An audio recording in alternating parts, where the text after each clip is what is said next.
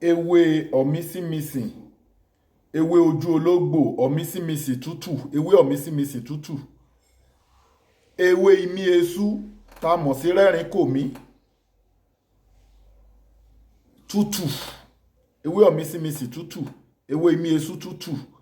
tìtànná ewé imí esú yẹn, àgbọn ẹyọ kan, àgbọn tó lómi inú ẹgbà omi ẹ̀, ẹ gẹ́ẹ̀tì iyọ̀ ọbẹ̀ díẹ̀,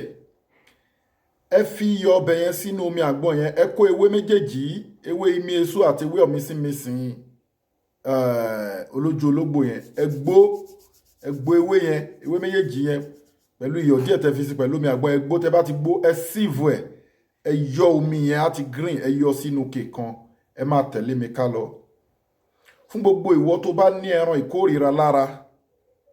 abolo gbọ́jà sílẹ̀ wò ta, àwọn èèyàn ò gbà tiẹ̀, ò lórí ọkọ, promise and fail, àwọn ogun táwọn ẹ̀mí èṣù máa ń kó wá wọ̀nyí lóríṣiríṣi, kódà ẹni tó ń jẹun lójú oorun, tó ní ìbálòpọ̀ ojú oorun, tó ń forí kókún aláǹtakùn, ẹni tó máa mú bọ́, tó ń rí Ìjakulẹ̀, promise and fail, òun ló máa ṣiṣẹ́ yìí, òun ló níṣẹ́ yìí, iṣẹ́ tó dáa ni, tí ó dẹ̀ lẹ́bọ lẹ́rù, bẹ́ẹ̀ ni. Kúlìdá ilẹ̀ àhúdàwáhù fálítẹ́tìlìbó dàwáhù lè dà yé kóòn fálátẹ́tìlìbó bí aram. Ọlọ́run ni mi ní dá ìsàn kan kí n má fi ìwòsàn ẹ̀ tí lẹ́gbẹ̀ẹ́, àmọ́ mi fi ìwòsàn yín síbi nǹkan tí mo ṣe léèwọ̀ fún yín, ìjì, ọtí, ẹran ẹlẹ́dẹ̀, ẹran òkú, àwọn nǹkan kí nǹkan bẹ́ẹ̀, ká gbé tutù, ká gbé pèsè. So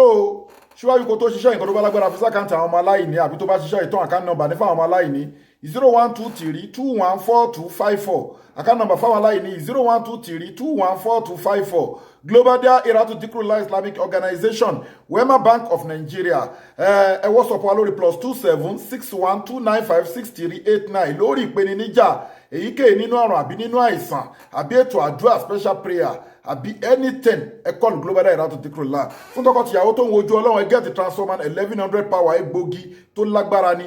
Tọkọtìyàwó tó ń wojú Ọlọ́run, àbóbìnrin tó fẹ́ conceive, tó ní infertility, bẹ́ẹ̀ ni, àbí ovulation problem, ọkùnrin tó ní low sperm count, weak erection, quick ejaculation, gbogbo àrùn tó ń da nǹkan ọmọkùnrin láàmú pátá, ẹ get the transformer. Bákan náà ni gbogbo àrùn tó ń da obìnrin láàmú tí ò jẹ́ kóbìnrin conceive, ẹ get the transformer 25,000 ni and deliver káàkiri inú ayé ni. Bákan náà ni ẹ get all in one wa tó ń wò mọ́dà 300 àìsàn, hypertension, high blood pressure, diabetics, stroke, oríṣiríṣi àwọn àrùn. Kódà ó tún líǹkì, ó tún ṣiṣẹ́ spiritual problem bí ẹni tó ń jẹun lójú oorun, tó ní ìbálòpọ̀ ojú oorun, tó ń forí kókún aláǹtakùn, tó rìnrìn mọ́lẹ̀, ẹ gẹ́ẹ̀tì 15,000 naira. Àwọn ẹ̀kọ́ táwa kọ́ láti India ní China Arab country la fi ń ṣe àwọn ọmọ adámọ̀ láǹfààní.